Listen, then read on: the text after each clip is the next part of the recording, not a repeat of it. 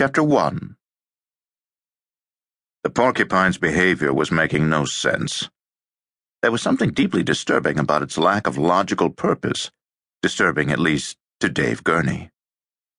On that raw morning in early December, he was sitting by the den window, gazing out toward a row of bare trees on the north side of the old pasture.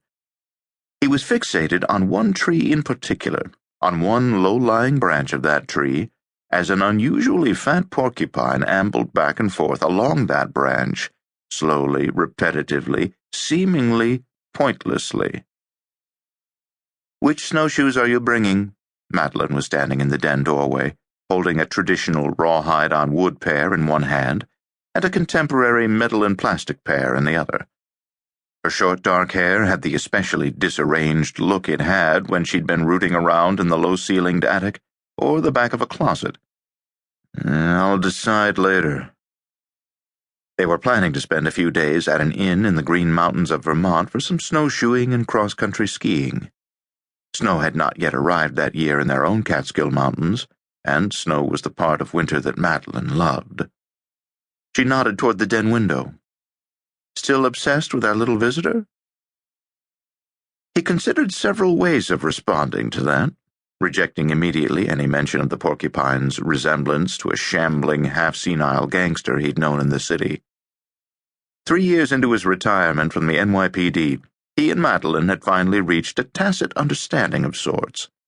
Although he was officially no longer the homicide detective he'd been for over 20 years, it had become clear that he wasn't about to morph into the biking, kayaking, all-out nature lover Madeleine had been hoping for. But some accommodation was called for. On his part, he agreed to stop relating how his current experiences in the rural mountains of upstate New York managed to bring to mind past criminal cases. On her part, she agreed to stop trying to convert him into something he wasn't. All this, of course, could lead to some fraught silences. He looked back out the window. "I'm trying to figure out what he's up to." She leaned the snowshoes against the wall, came next to him, peered out for several seconds at the bristly animal meandering along the branch. "He's probably just doing some normal porcupine thing. Same thing he was doing yesterday. What's the problem?" "What he's doing doesn't make any sense." "Maybe it makes sense to him." "Not unless he's crazy, or pretending to be crazy, which is unlikely. Look, very slowly he makes his way out to the end of that branch. Then, very hesitantly, he turns around. Then he makes his way back the way he came. He's expending energy. For what?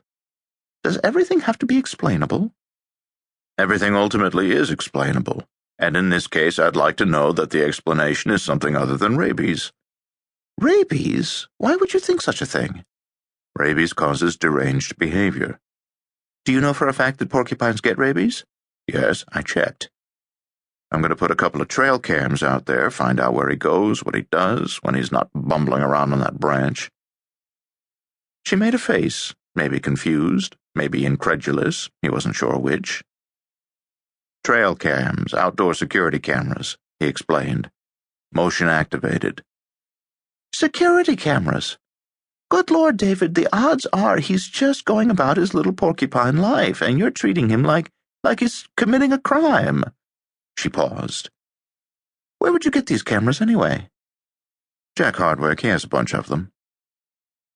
He didn't remind her that they were left over from an aborted plan he and Hardwick had cooked up during the recent Peter Pan murder case, but judging from her darkening expression, a reminder was unnecessary.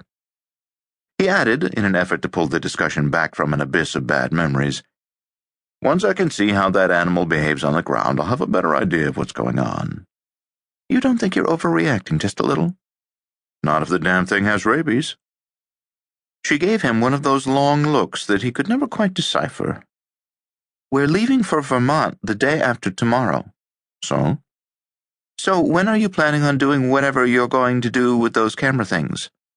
"As soon as possible. As soon as I can get them from Hardwick. In fact, I should call him right now." The indecipherable look changed to obvious concern. "When are you going to pack?" "Oh, Christ, we're only going away for 3 days. 4. What's the difference?" As Gurney left the den in search of his cell phone, Madeleine's voice followed.